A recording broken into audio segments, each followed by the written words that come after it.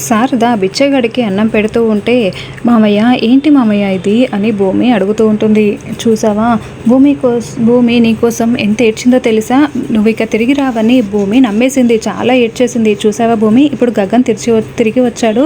రే గగన్ భూమిరా అని శారద చెప్తూ ఉంటే, ఇంకా అతను అన్నం తినేసి అన్నదాత సుఖీభవ, ఈ తల్లికి జరిగిన అన్యాయాన్ని ఆ దేవుడు ఖచ్చితంగా పూరుస్తాడు అని అతను అంటూ ఉంటే, కేపీ కొంత డబ్బులు ఇస్తాడు.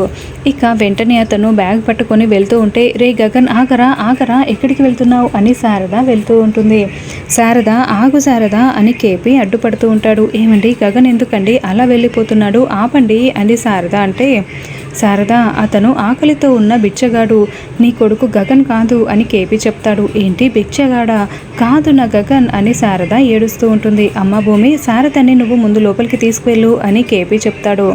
అతను బిచ్చగాడే శారద, నా మాట విను, గగన్ తిరిగి రాడు అని కేపీ చెప్తూ ఉంటే, అత్తయ్య రండి అని భూమి శారదని లోపలికి తీసుకువెళ్తుంది. మామయ్య నేను అత్తయ్యని ఇలా చూడలేకపోతున్నాను, ఇలాగే వదిలేస్తే అత్తయ్య ఏమైపోతుందో అని భూమి ఏడుస్తూ ఉంటే, ఆ దేవుడే ఏదో ఒకటి చెయ్యాలమ్మా, మనం ఎంత చెప్పినా శారద వినే పరిస్థితిలో లేదు కదా అని కేపీ కూడా బాధపడుతూ ఉంటాడు. తర్వాత ఆకాష్ ప్రోగ్రామ్ని చూపిస్తూ ఉంటారు. క్లబ్లో గగన్ లాగా ఉన్న ఆకాష్ పాటకి డ్యాన్స్ చేస్తూ గిటార్ వాయిస్తూ రాక్ స్టార్గా అదరగొడుతూ ఉంటాడు.